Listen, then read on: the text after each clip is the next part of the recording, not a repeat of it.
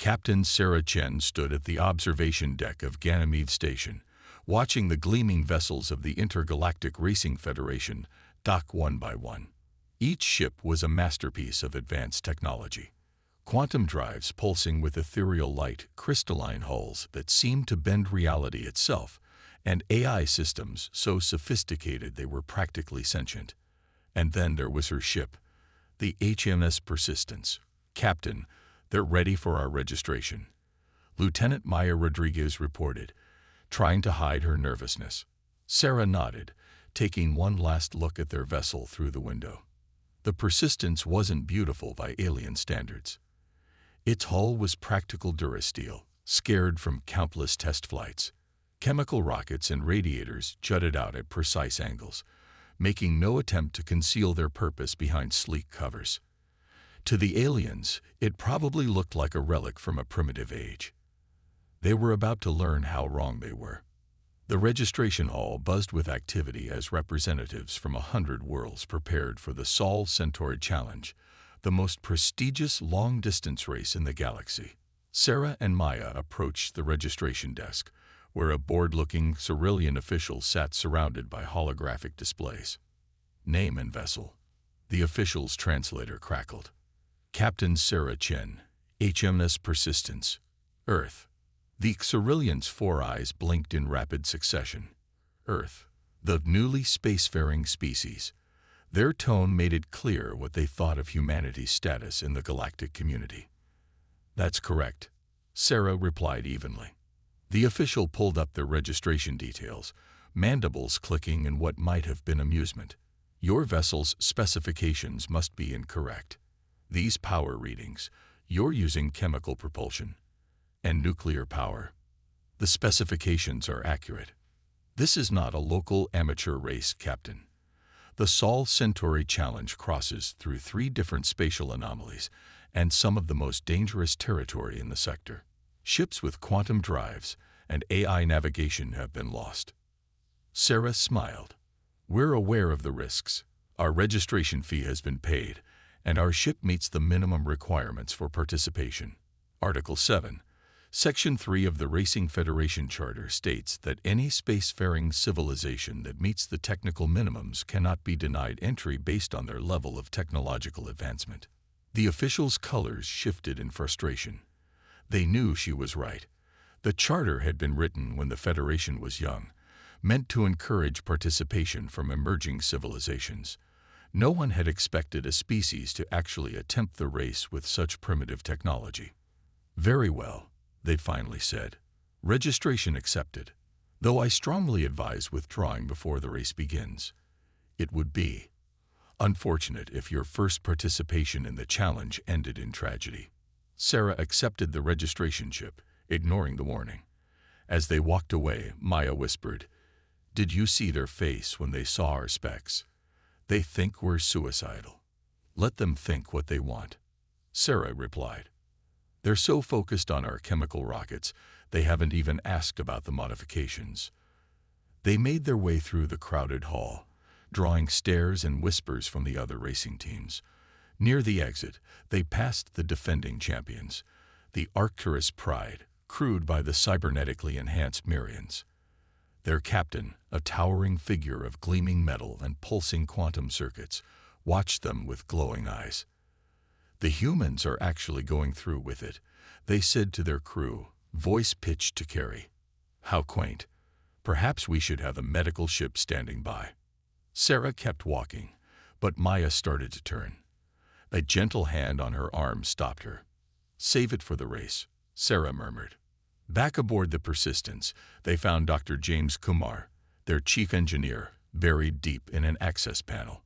The ship's inner walls were a maze of pipes, circuits, and machinery that would have looked outdated to most spacefaring races. But appearances were deceiving. "How'd it go?" James asked, not looking up from his work. "About as expected," Sarah replied. "They think we're primitives with a death wish. No one even bothered to look closely at your modifications to the nuclear pulse drive." James emerged from the panel, wiping grease from his hands. His dark eyes sparkled with amusement. "Good. Let them underestimate us. They're all so dependent on their quantum tech and AI, they've forgotten the basics of space travel. When we hit the Maelstrom Nebula, their quantum fields will destabilize, Maya finished, while our primitive chemical rockets keep pushing through. And the manual controls? Sarah asked. Tested and perfect, James replied. While they're letting their AIs handle everything, we'll have real human reflexes at the helm. In the asteroid fields, that's going to matter more than raw speed. Sarah moved to the bridge, settling into the captain's chair. Around her, screens and gauges displayed the ship's status in reassuringly analog clarity. No quantum uncertainty, no AI interpretations, just pure, reliable data. Status report, she called out. Engineering reports all systems green.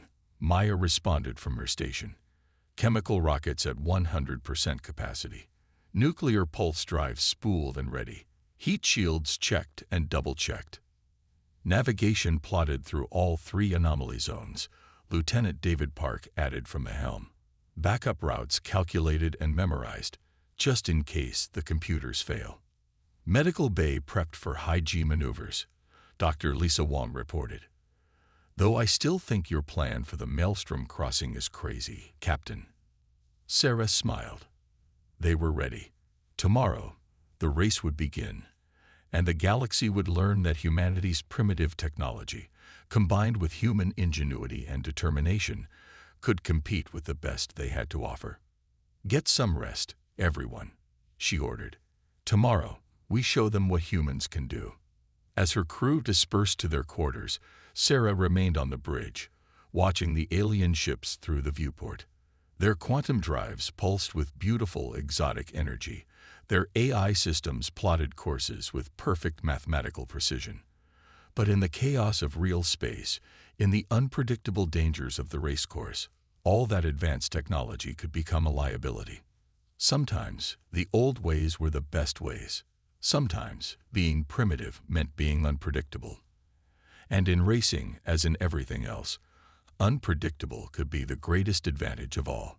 The starting line of the Sol Centauri Challenge stretched across the void of space, 37 ships of varying designs arranged in a perfect arc. The HMS Persistence sat at the outer edge, its sturdy frame a stark contrast to the ethereal vessels surrounding it.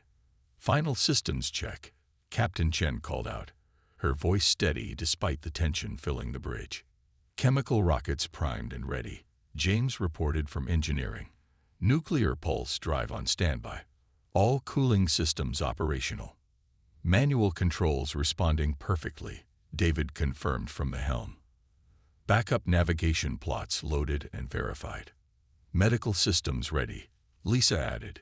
Crew biometrics all within normal parameters. Sarah watched through the main viewport as the Arcturus Pride took its position at the center of the line. Their quantum drive already pulsed with barely contained power, reality warping around their hull in ways that made the eyes hurt to look at directly. Remember, Sarah said to her crew, the first leg is their game. Don't try to match their acceleration. We stick to the plan. The race controller's voice echoed through all ships. Sol Centauri Challenge begins in 10, 9, 8. Maya's hands tightened on her console. David's breathing steadied as he focused on the controls. James watched his engineering readings with intense concentration. 3, 2, 1. Begin. The void erupted in light as 36 quantum drives engaged simultaneously. Ships vanished into streaks of impossible color, reality bending around them as they accelerated to speeds that laughed at Einstein's laws. The Persistence's chemical rockets ignited with a comparatively modest flare, pushing the ship forward with steady, reliable thrust. Current position? Sarah asked calmly. Last place, Maya reported without concern. All quantum drive ships have achieved full acceleration. Nearest competitor is already approaching the first checkpoint. Engineering status. All systems nominal, James replied. Chemical rockets performing at 99.8% efficiency. Nuclear pulse drive ready when needed. Sarah nodded, watching the distant flashes of quantum drives ahead. Let them race ahead. The first real challenge waited at the edge of the Maelstrom Nebula, and that's where their primitive technology would prove its worth. Hours passed as they followed their carefully plotted course. The Persistence's chemical rockets maintained their steady thrust, eating up the distance reliably if not spectacularly. Ahead, the first ships were already entering the nebula's outer reaches. Quantum drive failures detected, Maya announced suddenly. Multiple ships showing power fluctuations. Through the main screen, they could see the effects. Ships that had been streaking confidently through space began to falter, their quantum fields flickering as the nebula's radiation interfered with their exotic physics. "Time to show them what primitive technology can do," Sarah said. "James, bring the nuclear pulse drive online. David, prepare for nebula insertion." The ship hummed as the nuclear pulse drive spooled up. Unlike the quantum drives ahead, their propulsion system didn't try to bend physics. It worked with it, using controlled nuclear detonations to generate thrust. Crude by alien standards, but remarkably effective. "Entering nebula boundary," David reported. Radiation levels rising. Where other ships' quantum fields were failing, the Persistence pushed steadily onward. Their radiation shielding, built from layers of simple materials arranged in complex patterns, handled the nebula's fury without complaint. "Passing ship at bearing 047, Maya called out. "Quantum drive completely failed. Passing ship at 052. Passing group at 060. One by one, they overtook the advanced ships struggling with the nebula's conditions. Their nuclear pulse drive maintained steady power, unaffected by the radiation that played havoc with quantum systems. "Position update. Now in 15th place, Maya reported with growing excitement. "Ships ahead are all showing significant system strain." Sarah allowed herself a small smile. They were still far from victory, but they had proven their first point. Sometimes the simplest solution was the most effective. "Message from the Arcturus Pride," Maya announced suddenly. "They're requesting assistance." Sarah leaned forward. "Put it through." The voice of the Mirian captain crackled through their comm system, their earlier arrogance replaced by barely controlled panic. "Persistence, our quantum drive is critical. Radiation levels have exceeded our Eye's ability to compensate. We cannot maintain stability." "Switch to your backup systems," Sarah suggested. "Our backup systems are quantum-based as well. Everything is failing. We need help."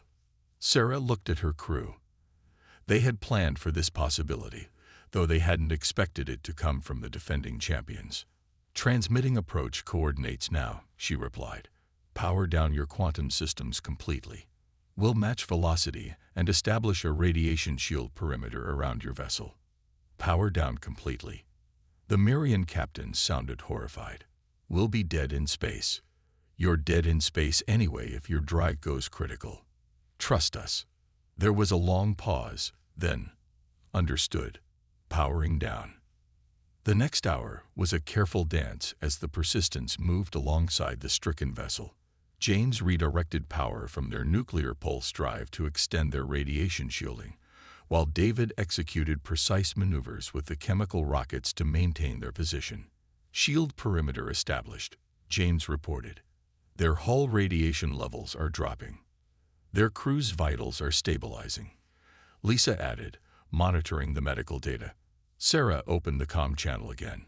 "Arcturus Pride, your ship is safe for now. Emergency response vessels are inbound to your position. Do you require medical assistance?" "No," the Mirian captain replied, their voice subdued. We thank you for your help. We may have misjudged your capabilities." "A common mistake," Sarah replied diplomatically. "Good luck with your repairs." As they resumed their race course, Maya checked their position. "Now in 8th place, Captain. And the nebula's getting worse ahead." "Good," Sarah said. "That's exactly what we were counting on." "James, how's our nuclear pulse drive holding up?" "Purring like a kitten," he reported proudly. "We could do this all day." Sarah studied the sensor readings of the course ahead. The nebula's heart would challenge even their robust systems, but they had planned for this, while their competitors had relied on advanced technology to solve every problem. The Persistence's crew had practiced endless drills, memorized backup procedures, and learned to handle their ship without computer assistance. Sometimes, being primitive meant being prepared for anything, and as they pushed deeper into the nebula's swirling chaos, Sarah knew they would need every bit of that preparation to survive what came next. Deep within the Maelstrom Nebula, radiation storms painted the void in shades of violent purple and crimson. The HMS Persistence pushed forward through the chaos, its robust systems handling conditions that had already claimed nearly half the racing fleet. Energy spike detected. Maya's warning cut through the focused silence on the bridge. Massive solar flare from the nebula's core. Sarah leaned forward in her captain's chair. They had prepared for this possibility, but the reality was more intense than any simulation. Time to impact. 3 minutes. It's going to hit the entire racing corridor. Through the main viewport, they could see the other ships still in the race. Most had managed to maintain partial quantum drive functionality, but their fields flickered dangerously as they fought against the nebula's interference. All hands, this is the captain. Initiate Protocol Omega. Sarah's voice was calm but firm. They had drilled this procedure countless times back in Sol system. Powering down nuclear pulse drive, James reported from engineering. Switching to chemical rockets only. Redirecting all spare power to shields. Manual controls active, David added, his hands moving across his station with practiced precision. Computer assistance disabled. Beginning emergency radiation procedures, Lisa called from medical, prepping anti-radiation protocols for the crew. The solar flare approached like a wall of fire, twisted by the nebula's magnetic fields into something even more dangerous. Ahead of them, a Centaurian racing ship's quantum fields collapsed completely, leaving them vulnerable to the approaching storm. Captain, Maya said urgently, the Centaurian ship. Their AI is offline. They're not responding to hails. Sarah made a quick decision. David, plot an intercept course. Maya, prepare emergency tow cables. James, how much extra shield coverage can you give us? If we run dark except for essential systems and chemical rockets, maybe 30% beyond our hull, James replied. Enough to cover their aft section if we get close enough. Do it. The Persistence changed course, chemical rockets firing in precise bursts, as David guided them alongside the stricken Centaurian vessel. Through their viewports, they could see the alien crew frantically working at their controls, trying to restore their failed quantum systems. 1 minute to flare impact, Maya announced. Tow cables ready, James reported. Shield extension charging. Sarah opened a channel to the other ship. Centaurian vessel, this is HMS Persistence. Cut all power to your quantum systems and prepare for emergency tow. We can extend our shields to protect your critical sections, but only if you power down completely. The response came in broken bursts through the radiation. Impossible. Cannot survive without. Systems failing. You're about to have no choice, Sarah replied firmly. Trust us or die. You have 30 seconds. There was a moment of tense silence. Then the Centaurian ship's quantum fields died completely. They were committed. Tow cables engaging, James called out. Shield extension deploying now. The flare hit like a physical force. The Persistence's hull groaned under the strain as radiation levels spiked beyond anything they had tested. Warning alerts blared across every station. Hull temperature critical. Maya shouted over the noise. Shield integrity at maximum strain. Reroute power from life support to shields, Sarah ordered. We can breathe shallow for a few minutes. The bridge lights dimmed as power was diverted. The air grew thin, but no one complained. They had trained for this, had chosen this specific scenario to turn their apparent weakness into strength. Where quantum drives required perfect conditions to function, chemical rockets were stupidly reliable. Where AI systems could be overwhelmed by unexpected variables, human reflexes and decision-making could adapt instantly. Where advanced technology failed, human ingenuity found a way through. Flare intensity peaking, Maya reported, her voice tight from the thin air. Other ships.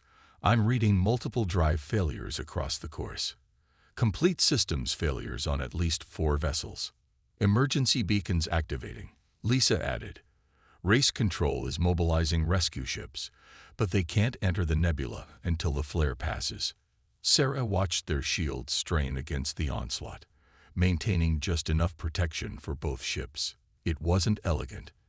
It wasn't advanced, but it was working.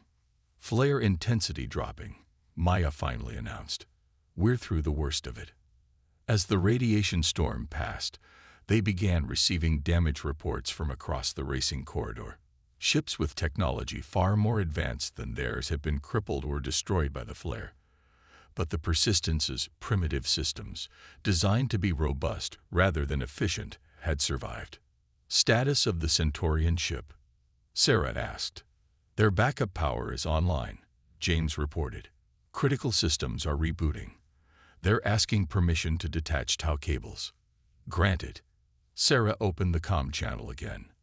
Centaurian vessel, can you maintain position until rescue arrives? Yes.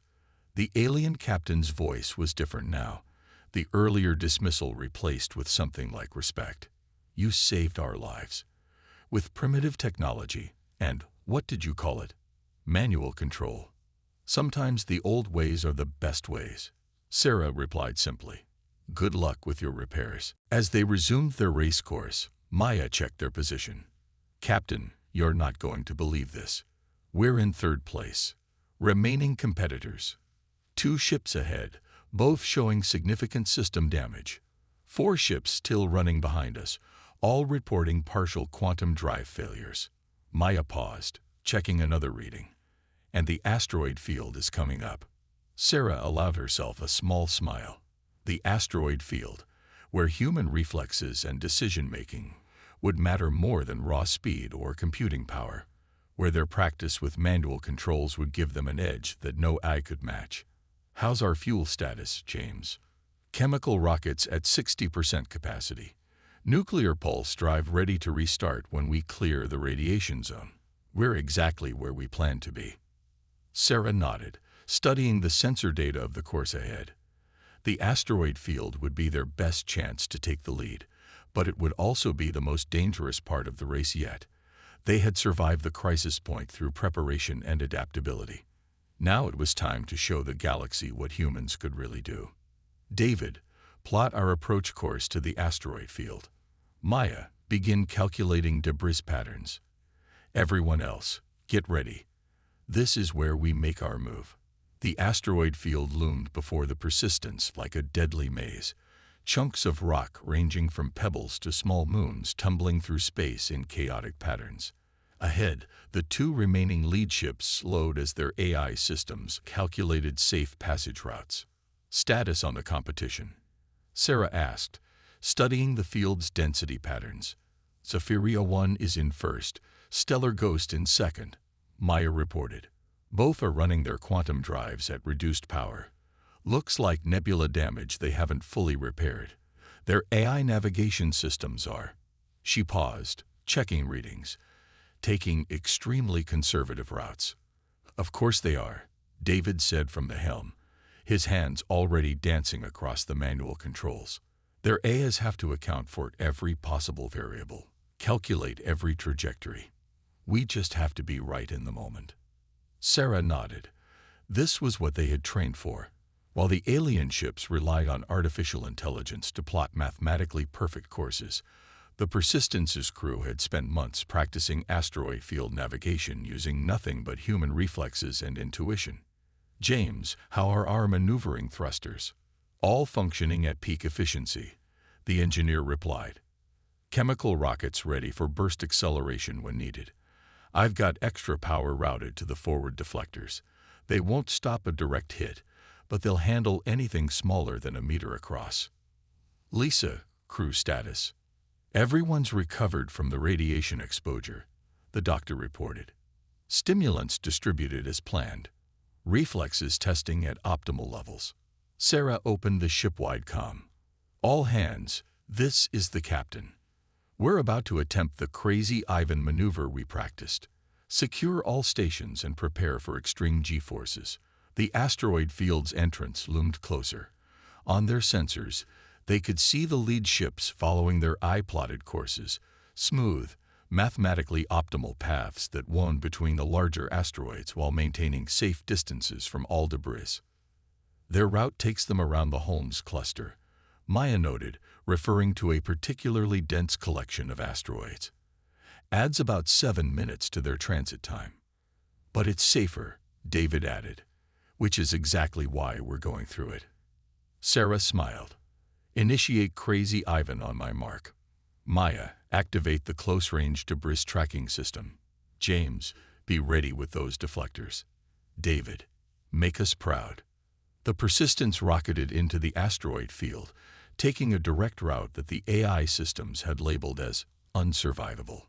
David's hands flew across the controls, making split-second adjustments as rocks tumbled past them. Where computers had to calculate, humans could intuit. Where AIs saw patterns that had to be analyzed, human instinct could feel the flow of motion. "Incoming cluster," Maya called out. "Multiple fragments on collision course." David didn't respond verbally. He was too focused. The ship rolled and weaved through the debris, chemical rockets firing in precise bursts. A medium-sized asteroid spun towards them, but instead of avoiding it completely, David used its gravity to slingshot them deeper into the field. Hull stress at 85% of maximum, James reported as G-forces pressed them into their seats. Deflectors holding. They were taking risks no AI would consider acceptable, using the asteroids themselves to aid their navigation. Where computers saw only danger, human pilots could see opportunity. The Persistence threaded through gaps that looked impossibly small, David anticipating the rock's movements instead of calculating them. "Zephyria 1 is detecting our course," Maya announced with a grin.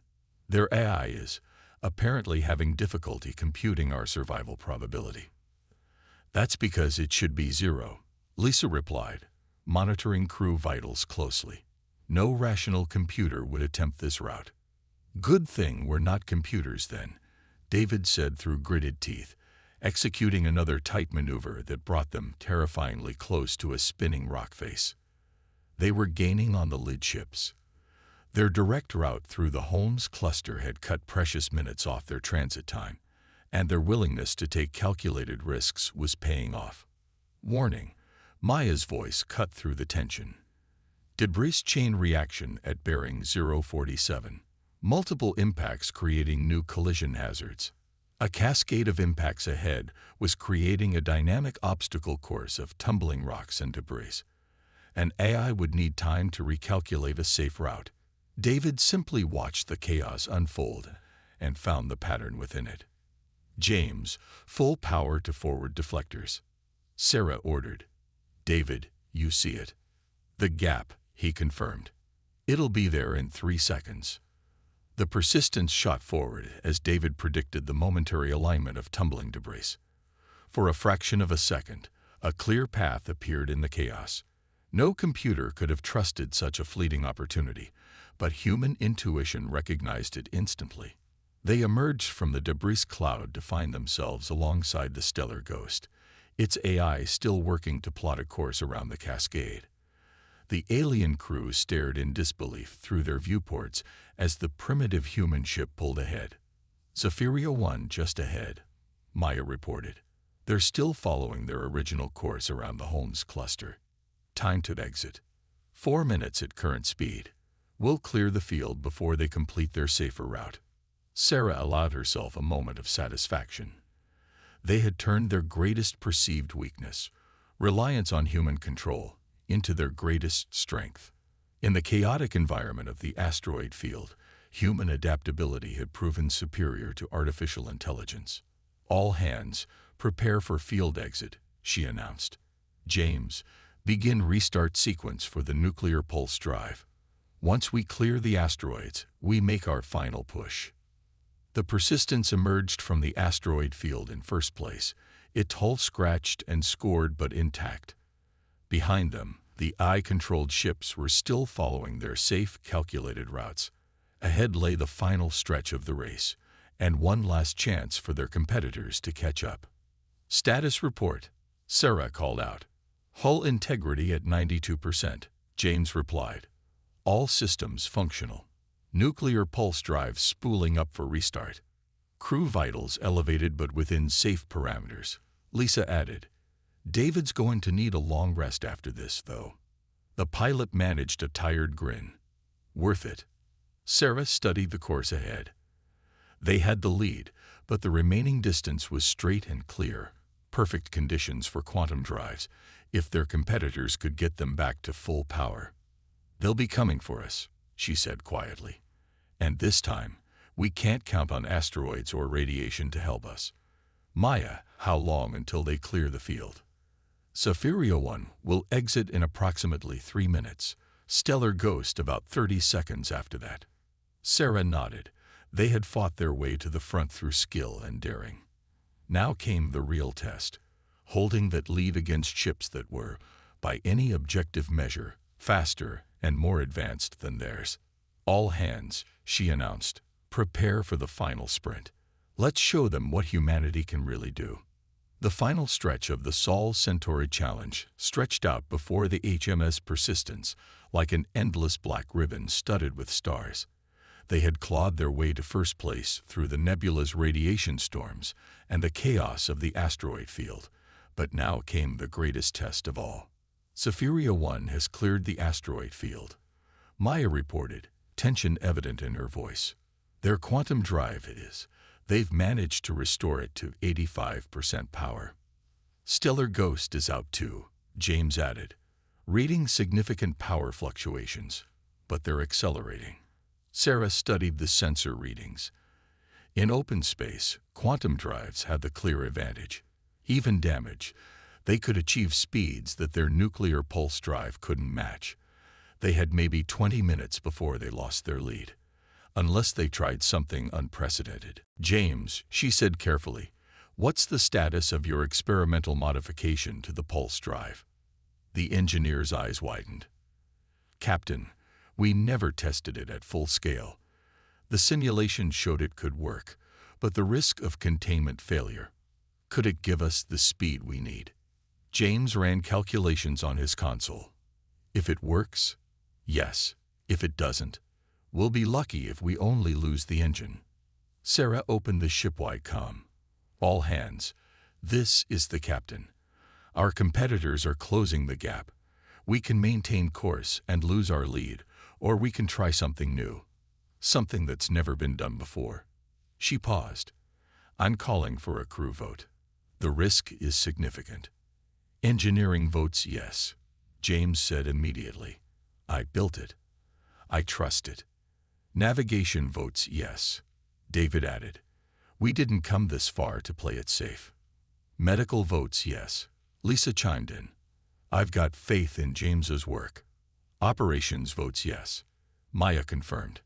"Let's make history." Sarah smiled. This was why humanity had made it to the stars, not through cautious advancement, but through calculated risks and unshakable determination. "James, begin the modification sequence. Everyone else, secure for maximum acceleration. This is going to get interesting." The engineer's hands flew across his console, making adjustments that would have horrified any alien physicist. The nuclear pulse drive's containment field wasn't just holding the plasma in. It was shaping it, forcing it into configurations that conventional wisdom said were impossible. "Sapphira 1 gaining," Maya reported. 13 minutes until they overtake us at current speeds. "Modification at 40%, James called out. "Containment field is holding, but there's something else. The plasma, it's behaving differently than in the simulations. Better." Sarah leaned forward. "Explain." "The nebula radiation, it changed the plasma's properties somehow. The containment field isn't just shaping it, it's..." He stared at his readings in disbelief.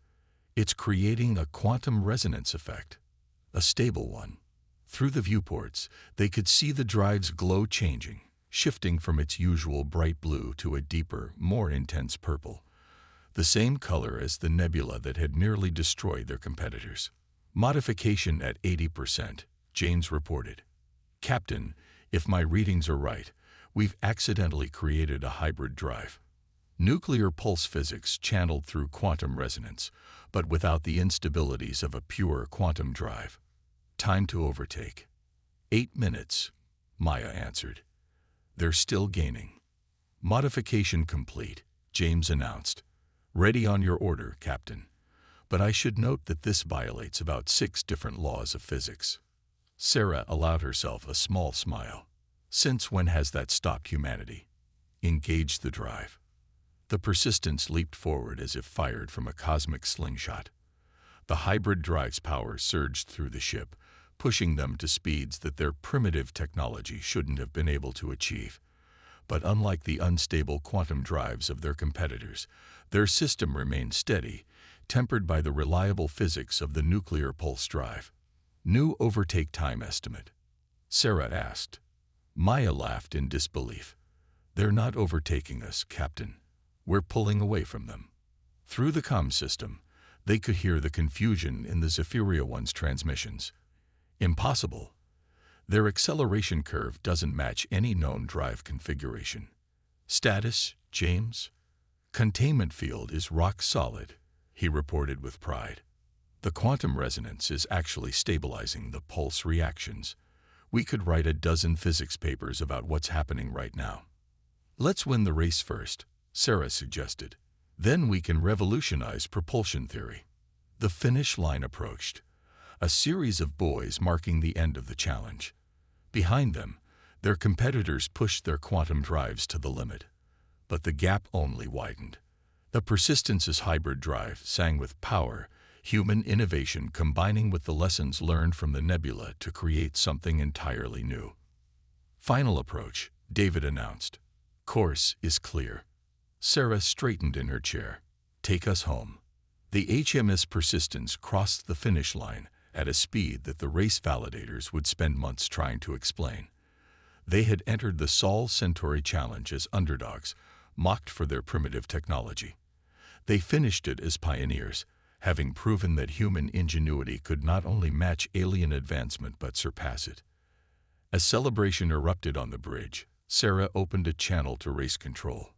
The officials were already demanding explanations, technical readouts, drive specifications. She smiled as she sent them the data. Let them study it. Let them try to understand how a primitive species had taken basic nuclear physics and turned it into something that defied their understanding of space travel. Let them learn what humanity had always known, that true innovation came not from relying on advanced technology, but from understanding the fundamentals so well that you could break them in just the right way. Message from the Zephyria 1, Maya reported. They're requesting our drive specifications and offering technical exchange. Tell them we'll be happy to discuss it, Sarah replied, right after we've had a proper celebration. As her crew finally let their professional demeanor slip into joyous victory cheers, Sarah watched the other ships cross the finish line. They had done more than win a race today. They had shown the galaxy that humanity's path to the stars, though different from others, was no less valid. That sometimes the old ways, combined with bold innovation, could achieve the impossible. The HMS Persistence hung in space near the finish line, its hybrid drive glowing with purple fire, a testament to human determination, ingenuity, and the unshakable belief that there was always another way forward, always another rule to break, always another impossible thing to achieve. The primitive humans had arrived on the galactic stage, and they were just getting started.